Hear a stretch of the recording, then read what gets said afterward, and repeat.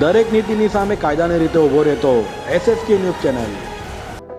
સુરતમાં પૂર્વ કોર્પોરેટર અકરમ અંસારીએ સ્થાનિકો સાથે સુરત પોલીસ કમિશનરને પોતાની સાથે બનેલ ઘટનામાં લિંબાયત પોલીસ દ્વારા રાગદેશ રાખીને ખોટો કેસ કર્યાના આક્ષેપો લગાવી કમિશનર પાસે તપાસની માંગ કરી હતી। સુરત પૂર્વ કોર્પોરેટર અકરમ અંસારી સામે લિંબાયત પોલીસ મથકમાં ખોટી રીતે ગુનો દાખલ કર્યો હોવાનો આરોપ સાથે સુરત પોલીસ કમિશનરને આવેદનપત્ર આપી ન્યાયની માંગ કરી છે।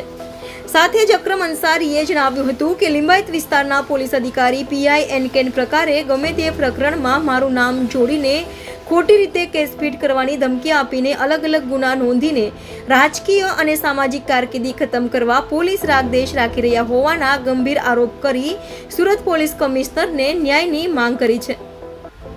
मेन रोड के पास एक झगड़ा हुआ था। अब वो पब्लिक रोड पर झगड़ा हो रहा था। पब्लिक रोड का झगड़ा होने के बाद हम लोग ने सिर्फ उस झगड़े को हटाने गए और उसमें मैंने मेरे पापा को फ़ोन किया कि झगड़ा हो रहा है कि भाई झगड़ा आप आके देखो।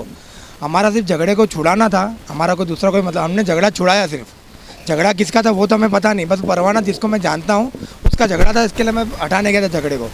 अब वो झगड़ा हटाने के बाद अगले दिन तो मेरे ऊपर फरियाद हो गई। 36 घंटा मुझे रखा। बाद में वो लोग ने बोला कि भाई ये पूरा काम तेरा है। झगड़ा किसका था वो किसी का नहीं था। उन्होंने PI साहब ने ध्यान नहीं दिया, जोगाना साहब ने, और मेरे ऊपर फरियाद डाल के मुझे अंदर डाल दिया।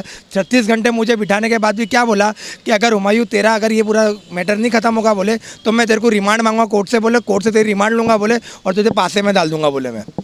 तो मुझे रीत सर की धमकी थी लिंबायत में, और मुझे रीत सर ये बोला गया कि हुमायूं तेरी जो दादागिरी तुम लोग लिंबायत में करते हो। तो हमने ये बोला कि सर हम लोग किस जाति दादागिरी करते हैं। हम लिंबायत में कोई भी अच्छा काम होता है तो पहले हम लोग आगे आते हैं, और जब कोई भी झगड़े की बात होती है तो पहले उन्होंने मुझे और मेरे पापा को टारगेट बनाया। और टारगेट बनाकर मेरे पापा तो अभी पेशेंट है, उनको तो एक्जैक्टली पता ही नहीं कि प्रॉब्लम क्या है। तो उन्होंने ज़बरदस्ती मुझे ब्लेम करके मुझे 36 घंटे लॉकअप में रखा। लॉकअप में रखने के बाद मुझे धमकी दी कि हुमायूं मैं तेरे पर पासा करूँगा, तेरे ऊपर बोले राजेश भाई जो इनवे में जिनके बाद तपास थी उन्होंने मुझे रीसर धमकी दी मैं तेरा रिमांड लूँगा।